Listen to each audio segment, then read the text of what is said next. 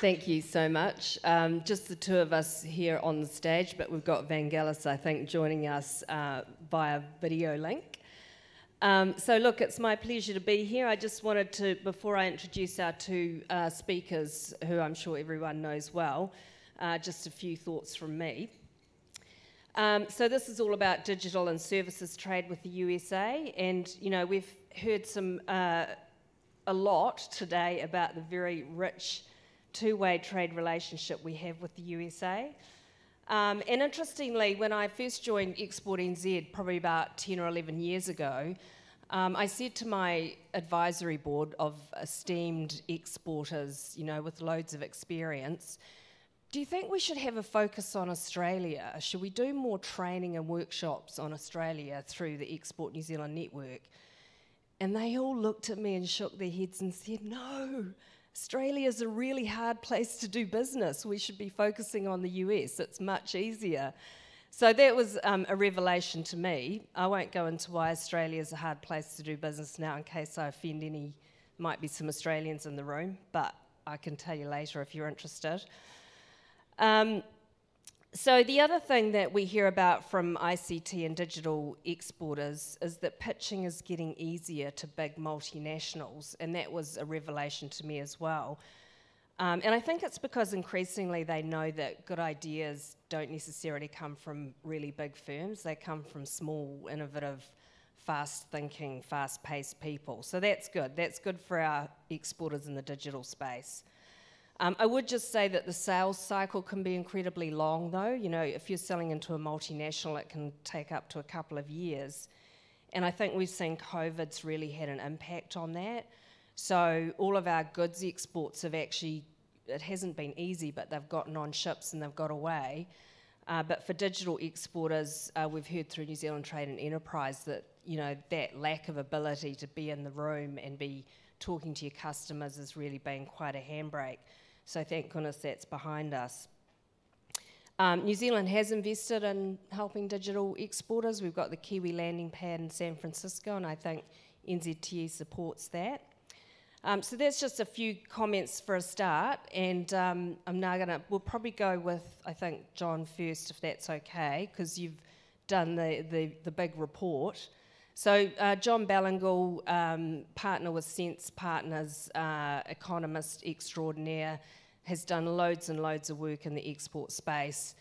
And in fact, I think everybody's been quoting his report all day.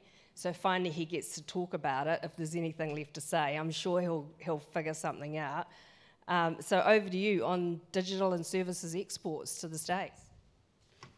Thanks very much, Catherine. And Vangelis, I really hope you weren't laughing when they called me an economist. Yeah, thanks very much for the opportunity. And I have to say, sitting up here in a session on digital trade is a bit peculiar. I'm definitely not a digital native. I know much more about non-tariff barriers than non-fungible tokens. And you know, the theme of this conference, this summit, is changing the dial.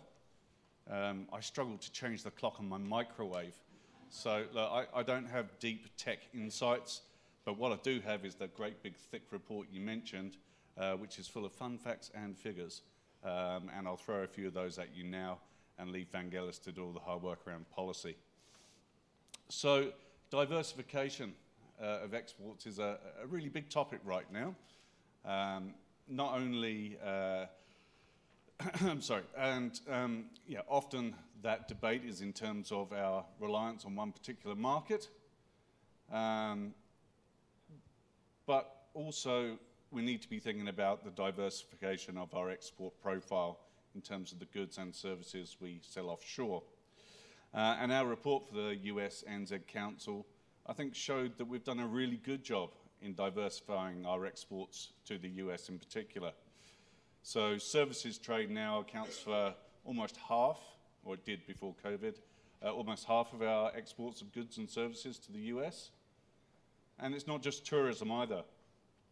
So our services relationship with the US is quite different to our services relationship with most other markets. Tourism only accounts for around 50% of our services trade with the US, compared to around 90% with China and Japan. And within those services, computer services now accounts for about a quarter of our bilateral services trade, some 680 million. And just to give a sense of scale, that's more than our wine exports to the US.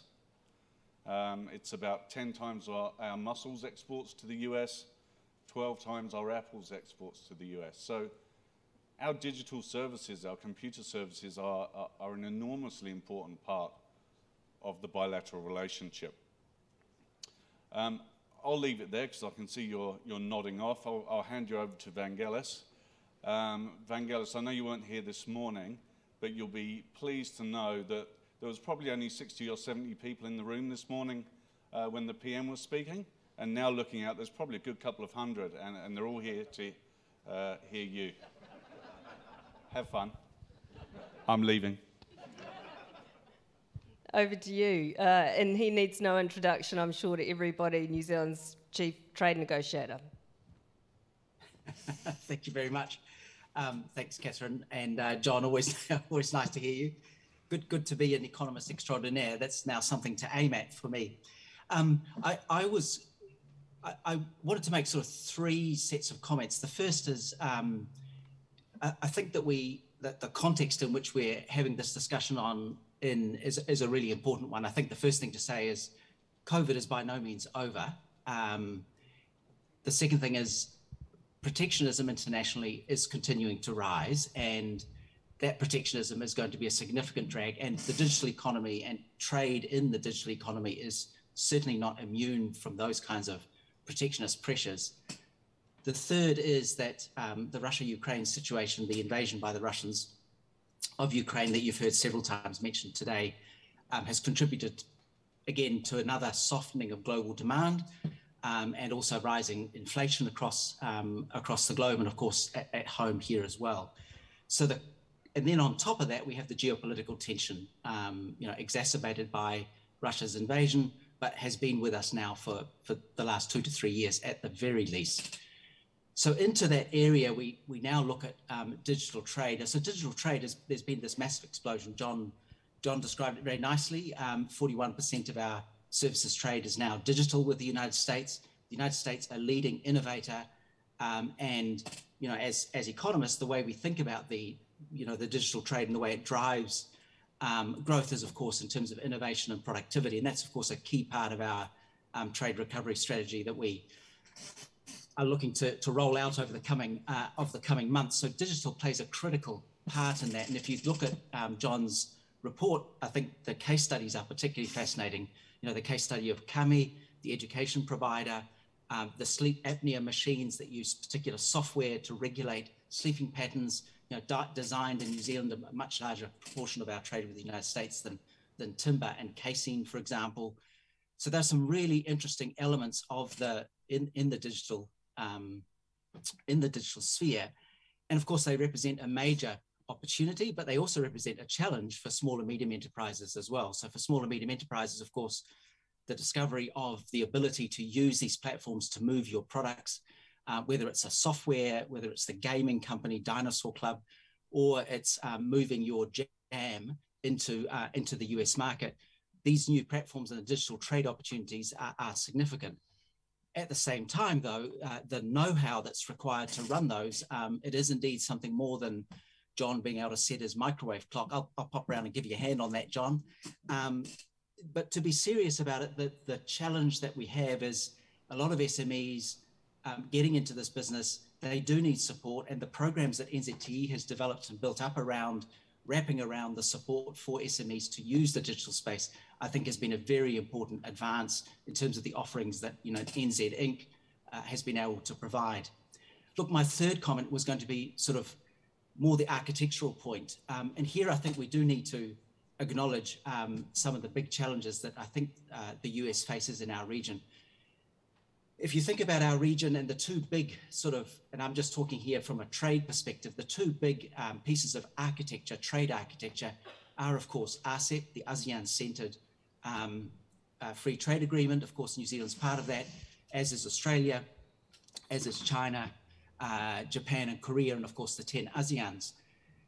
And then on the other hand, you also have CPTPP, which China, of course, has now recently applied to join. So you have these two mega regionals across the region. Both of them do have digital components, digital trade elements. They tend to reflect the interests of the particular partners that are in each of those agreements. They are different, shall we say, in the approach they take to some of the core disciplines we think about when we talk about digital trade agreements, whether that's data flows or electronic signatures and e-invoicing and so on. And into that space, of course, you also have the Digital Economy Partnership Agreement. And I did want to make a bit of a plug for this. This is an initiative led by New Zealand, Singapore, and Chile. Korea is in the process of acceding to that agreement at present. President Xi, of course, announced that he wanted to join it. This is an agreement that was designed by 3 small economies with small and medium enterprises at their heart. And we thought about what kinds of rules would we like, the 3 of us, the 3 small economies, with our own digitech, financial technology sectors, with SMEs in there, what kinds of rules would we like to see, across our region? And I do think that's another important element that we need to think about. But my main point here is that I've mentioned these architectural structures, but the United States is unfortunately absent from them, which means it is very important indeed that the IPEF, which you've heard a lot about this morning, and I'm not going to repeat what the Prime Minister or indeed Minister O'Connor and others have spoken about this morning, other than to make the point that, of course, a key part of the IPEF is the digital piece. And we really do want to work together on what that looks like. Because at the moment, we need that fleshed out. We need to understand where we're going to take that piece of work. And there have to be opportunities there, I think, not just for New Zealand, Australia, Japan, and others that are going to be part of this initiative, but across our region more broadly, if you think about some of the Southeast Asian economies that might want to be involved in that. And I do think it's important, and perhaps we haven't talked enough about that, about the fact that the United States is hosting APEC next year. That, I think, is a very significant development, a clear signal from the United States about its engagement in the region. And please don't forget that in APEC, there is a burgeoning, an explosion of work in the digital space as well. A whole range of areas where, the partnership across APEC is looking to work together on a range of sort of artificial intelligence, data flows, thinking about how we're going to make those work across our part of the world in what is a very fractured place, and where we are very concerned about any fragmentation of that sort of digital economy. So all of those architectural pieces, I think, come together in a very interesting space and a very interesting time to be having this summit. As I come back to my fundamental point, the US-New Zealand relationship is critical. 41% of our trade, of our services trade already is digital. There are huge opportunities here. What we need to do is get some of the architecture right and get some of the structures right to deliver those opportunities for businesses on both sides of this very important relationship. Thanks, Vangelis. That was very good, as always. I guess just a question from me to kick it off. We did hear this morning with regard to cybersecurity and a whole lot of other issues that people, countries are going in different directions with their regulatory approach. And I think if you look at the European Union with, is it the GDPR or whatever it's called, they've got like the gold standard of, for a digital exporter to be selling into the EU, the bar is very high in terms of privacy and all the regulatory things you have to do. I mean, my perception is that the US is a lot lower in its demands. It's a lot easier. They've got the big tech giants and they've pretty much, stormed ahead and created their own ecosystem. And I guess a question for Vangelis is, where does deeper fit into that scheme of things? If the EU's really difficult for businesses to comply with, the US is a lot easier. Where's deeper pitched? Is he gone? No, still here. Good. Thanks for the question. Look, I think the answer is a complicated one because it is a complicated question. In a sense, yes, indeed, the requirements with the European Union, they are not requirements to trade, but they are requirements around protecting privacy, for example. So if you take the Digital Economy Partnership Agreement, we do have data adequacy with the EU, which I think is a very important attribute for New Zealand exporters when they trade into Europe. And indeed, New Zealand businesses do a good digital business into Europe as well. But it is true that the DEPA does much more reflect the model that we used when negotiating CPTPP. So many of the elements there, DEPA does go further than CPTPP, but it is certainly based on that model. So if you look at the Japan-US digital agreement, you'll see some similar themes emerging there. The USMCA was also sort of an updated version of where we got to in CPTPP. So there are these different models. One of the big challenges, of course, we face is how do you align the New Zealand model to make sure that it can fit comfortably into the US one? And we are confident that it does, given where we were able to get to on CPTPP prior to US withdrawal. But also we're in the midst of a negotiation with the European Union. And I do think it's interesting to observe the work that the EU is now doing with Japan on their own digital piece of architecture as part of their relationship. So I don't think it's impossible. And the other good example, of course, is Canada's agreement with Europe as well. So it's not impossible to bring the various models together. I think the challenge is stitching it together to make sure that, for New Zealand businesses, particularly SMEs who are often in this space, that they're able to leverage the opportunity in Europe, the very big opportunity in the United States, which we're focused on today, and of course, more broadly across our region. So those are all important elements. The trick is, of course, the agility and flexibility of our system to be able to take that into account while also reflecting, our own needs. We do have needs around and requirements around things like privacy and data and so on ourselves. Great, thanks. That was, probably a tricky question and a complex answer. Here's a good question from Stuart Wilson from NDACE. What's the panel's thoughts on the use of cryptocurrency in cross-border trade? John, do you want to have a crack at that? Yes, it will probably be a fairly short response. Look, I think it's inevitable that cryptocurrencies will start entering trade flows more and more in coming years. From a business perspective, that has the benefits of potentially reducing transaction costs. It's a good thing. So the question is whether or not the regulatory frameworks are going to be accommodating of that, whether businesses are going to be comfortable both receiving and sending crypto for their goods and services. So it will happen. It's just a matter of when. Or does it just let Russia get around the ruble problem? Vangelis, do you have any views on cryptocurrency? Yeah, look, I mean, I do agree with what you and John have just said. I mean, yes, this is going to be the way businesses are going to go. I think the challenge is exactly the one John described as, okay, so what's the regulatory framework around here? So we're not going to have the rogues and the outlaws, as it were, looking to leverage that access opportunity. And that comes down to, in the trade agreements, in DEPA and in other agreements, the US-Japan Digital Trade Agreement, for example, for national security reasons and so on, there are protections built into the agreement that allow, regulators to check that sort of illegal activity doesn't occur. So I think there is a lot of noise around cryptocurrency and so on. I do think it will reduce transaction costs, but it will have to fit within, the compliance regimes of various countries. It is one of the things we thought long and hard about in the DEPA, and you'll see that I think one of the interesting features, if I may, on DEPA is not just the hard disciplines that we've got, but the fact that the three of us committed, and now with other G20 economies looking to join, working together on how do we deal with things like cryptocurrency?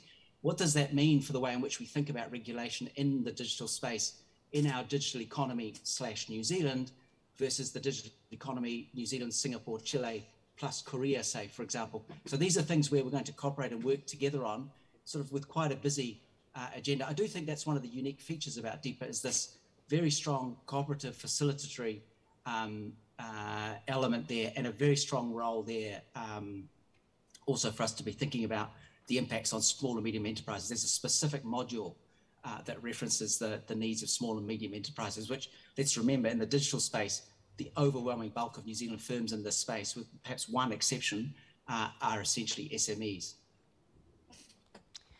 Thank you. Next one from Steph Honey. I'm not sure if you've already answered this, but I'm going to read it out. Do you see IPEF being able to streamline to make cross-border payments more efficient and help address the 1.7 trillion global trade financing gap? Sorry, it's moved on me. Sorry, Steph. Sorry, Vangelis. Do you see IPEF being able to streamline digital trade rules, given not just the mega regionals and deeper, but also many other digital economy agreements being done? That's for me again, is it? It is. Thanks, Steph. Look, it's a good question. I think the short answer is we just don't know yet. I think the way that the digital piece has been positioned in the IPEF has been essentially to allow us room to be able to talk about that. But there are, of course, as you well know, there are lots of other places where that conversation is going on. One of them, of course, is CPTPP. Another is, of course, DEPA. There are and of course, in APEC, there's a very active conversation that goes on, perhaps without resolution so far because of the challenges we have within the institution. But nevertheless, I think the answer to your question is yes. Let's see where the discussion takes us once we see a more fleshed out framework as this evolves. But it's got to be part of the contribution to the wider region. I do think that's a really important role that the United States now is able to signal, is that commitment to want to be part of the region and to be contributing thought to the way in which we want to take this region forward in the digital space.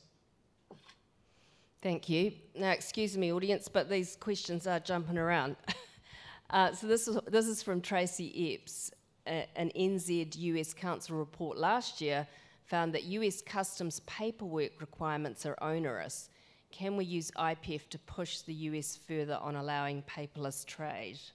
It's probably Vangelis.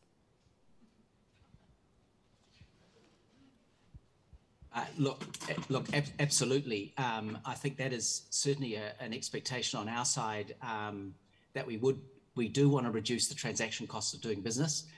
Some of the requirements, I mean, to be fair to the United States, not all requirements, but some of the requirements can be onerous. We do have some advantages with the United States. There's a very good set of customs facilitation procedures and arrangements between us and the United States that actually take us a long way away from paper-based, but it is true that there are some elements that require a lot of paperwork, although New Zealand doesn't suffer as much as others in the region. So I think IPEF is one of those big opportunities, I think, to talk about some of those things that, frankly, we did talk about at length in CPTPP, and that's, one of the big regrets of losing the United States from CPTPP, is that we had tackled some of those issues, and I thought we did really well in CPTPP, and it was a pity to lose the United States at that point, as the Prime Minister observed this morning.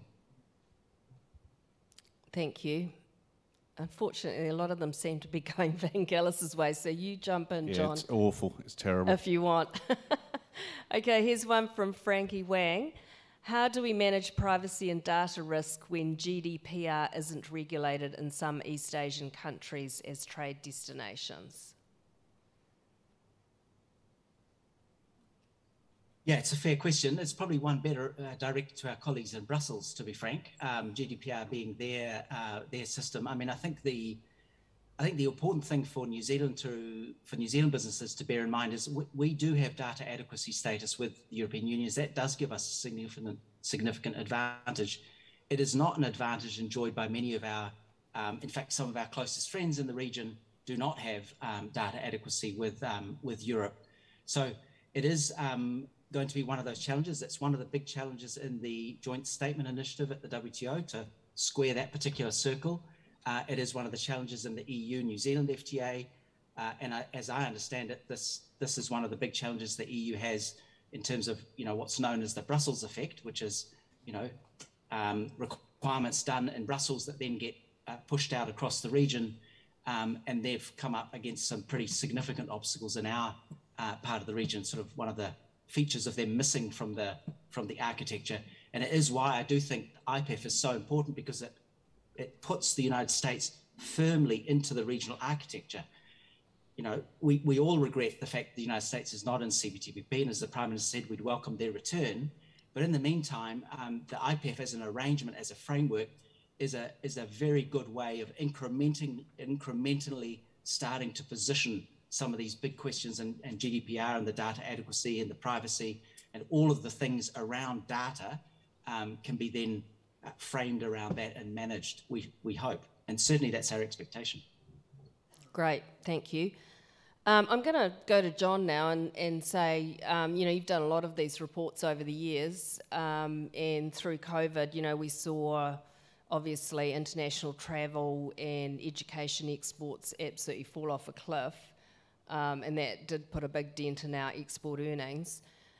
When you were doing the report and thinking about the digital exports, you know, were you surprised? Was that, because like I think it's a bit of an untold story. You know, we have the TIN 100 and everybody celebrates when that comes out every year, and you know, so I think high-tech manufacturing and digital's getting more attention, but you know, maybe that was quite a surprise to people about our digital exports into the US. Yeah, look, I think part of the problem is that the collection of data around digital services or digital trade more broadly is really bad. Now, I'm not blaming Statistics New Zealand or anyone else, but just the way that trade data is being collected was really designed for how business was done 20 or 30 years ago. So it's very, very difficult to identify what our digital trade is. That in turn makes it very hard to, I think, tell a compelling narrative using numbers, which is important, clearly. And also, I think it makes it difficult perhaps for our officials, our trade negotiators, when they're looking at these trade deals. They're having to make trade-offs. They're having to evaluate, do we push hard for more benefits on digital? Do we push harder for you know, reduced trade barriers in agriculture or manufacturing or whatever it might be? And at some point, they have to start choosing between them, those choices. They can't have them all. Identifying the barriers from lower tariffs is really quite easy. Identifying the benefits from changes in digital trade rules is much, much harder. So it's very hard to compare across them. So I think a key focus for the next few years needs to be better data collection so that the industry can tell a more cohesive story, quantified, and then start driving policy. Yeah, I would agree with that. And I know that certainly when at Export New Zealand we've tried to get digital businesses into a room to talk about trade barriers to try to help MFAC, you know, get some better intel on what the barriers are. It's really, really difficult because when you actually talk to them, they go, oh, well, you know, we had an issue, we had a problem, but they find a workaround, and then they don't actually see it as a barrier in their head. So when you say, what are your barriers? They go like, oh, we don't have any barriers. We just, you know, we just go and push through, basically. And as I said, you know, the United States particularly, people do talk about as being, you know, pretty welcoming, pretty easy place to do business. I mean, yes, it's big, but, you know, you talk to exporters, they go, well, it's not, for a Kiwi exporter, the US isn't geographically that far either, you know, whereas the UK's a long way away. So it feels like the US can be quite close. So we've only got a few more minutes left. Here's a question from Paul. Can we have a digital trade utopia without common law adopted in many of our trading partners? It's an interesting one. Is that a Vangelis one? I really hope so. Or maybe Paul could answer it himself. Any views on that, Vangelis? A digital trade utopia without common law adopted in many of our trading partners? Look, I think the answer is clearly yes, because clearly other countries are not going to adopt common law.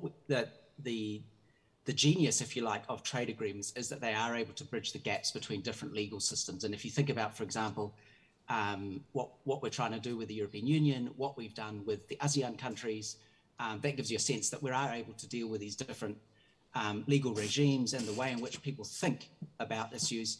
And we are able to do that successfully in a way that does take us, if not quite into the utopia now, we're certainly well on the way. I don't want to say the road to hell is paved with good intentions, but I think you know the point that I'm trying to make. Can I just briefly make a comment about what John just said? Just to absolutely agree with him.